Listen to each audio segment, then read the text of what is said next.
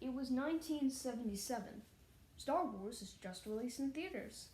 With the success of the movie, people expected for there to be tons and tons of merchandise.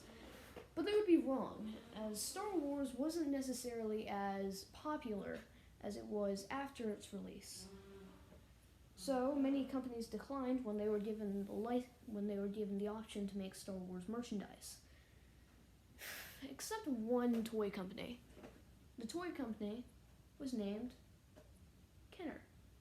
You see, Kenner was a toy company that specialized in 3 3/4 inch action figures. They didn't exactly have the time to finish the toys on the Christmas release like they planned. So they improvised by making a cardboard certificate. The certificate promised that you'd get the first 4 figures in the line: Luke, Leia, R2, and Chewie.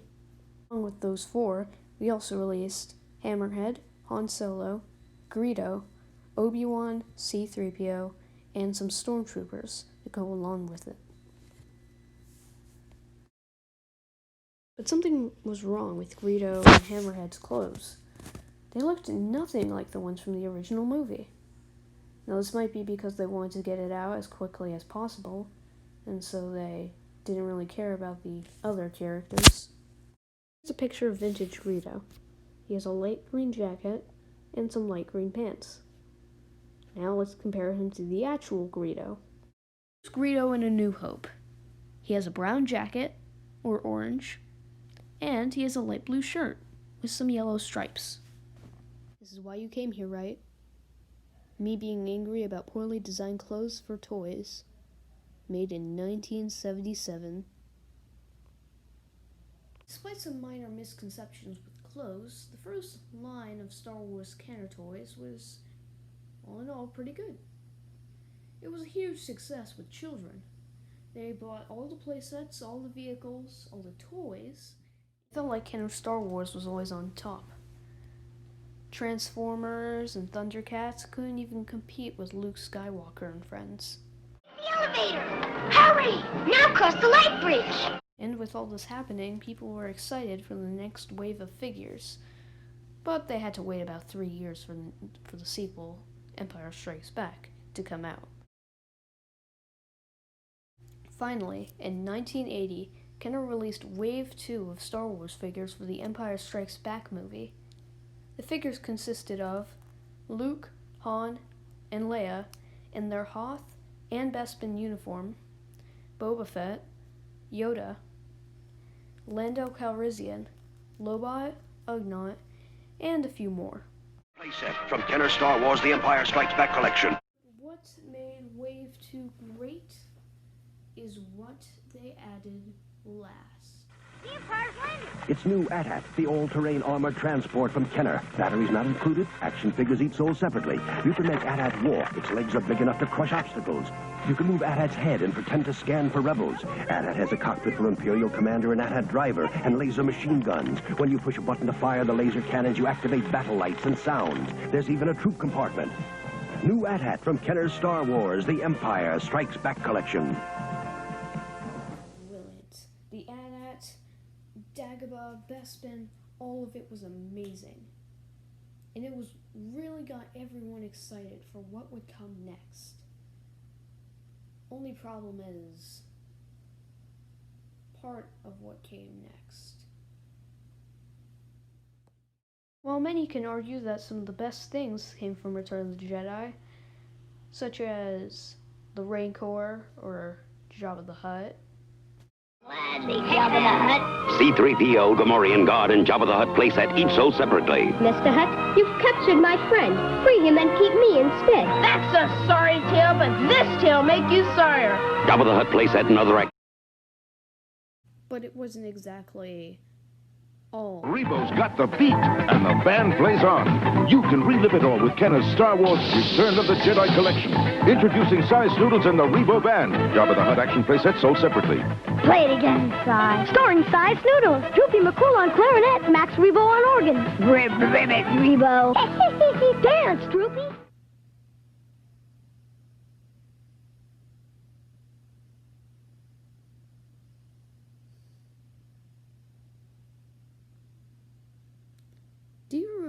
the Cantina playset. See that behind Han and Greedo? That's the Cantina band. They're four guys basically playing instruments, that's all they are. But someone wisely made the decision to put them in the background. Why? Because they have no use during playtime.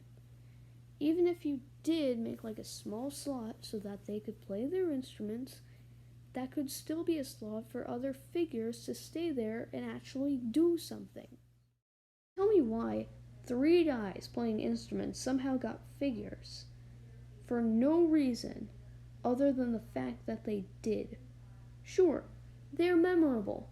They look nothing like anything else we've ever seen before, except Max Rebo, who looks like a blue elephant. This line specifically seemed to focus less on actual action and more on background characters with 2 seconds of screen time. After a while, it seemed like Kenner Star Wars was fading away. Sure, we got the Micro series, which was like characters an inch, and then we have the Doll series, who are characters who are 12 inches. It just probably just wasn't the same. And sure, we did get the droid line, but that show was just no. And then we have the Ewok TV show, but I'm pretty sure we don't talk about that, so after a while of barely no Star Wars at all, we finally got something.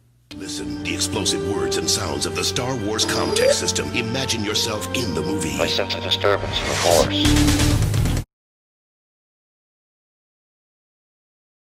But then the Phantom Menace didn't turn out to be as good as we hoped.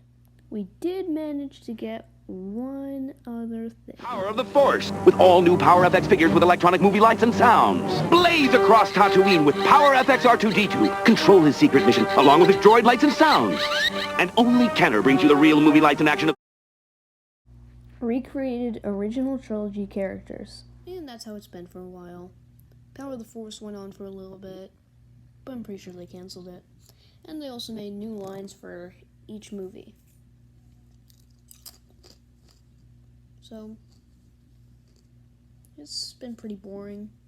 But finally, we got something new-ish. The Clone Wars. The droid army has launched a full-scale attack, but clone reinforcements have just arrived. It's the massive all-terrain tactical enforcement. Cool stuff, but that's cool. But of course, we didn't really have a new movie going on, so, you know. But then Disney bought Star Wars, and they just couldn't pass up on that offer, so in 2015... Actually, I couldn't find any toy trailers for Force Awakens, Rogue One, or Rebels.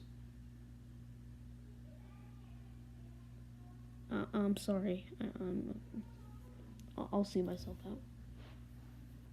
Eventually, after many years of 3 3/4 inch figures, we finally moved on to a new size. 6-inch, which suddenly makes it a lot more expensive due to the new detailing, and it's taller, there's more movability, you know, it just starts to become more expensive. And like all the other lines, they didn't get a commercial. Despite this, I still found a video on YouTube which duplicates a Star Wars Black Series line, but makes it look like a Kenner vintage Star Wars commercial. The new Boba Fett Star Wars action figure from Kenner. Darth Vader sold separately. Capture them alive! I'm the best bounty! Currently, we're still going through the Black Series vintage collection, and, well, I'm sure that there'll be some other new toy line coming down the line.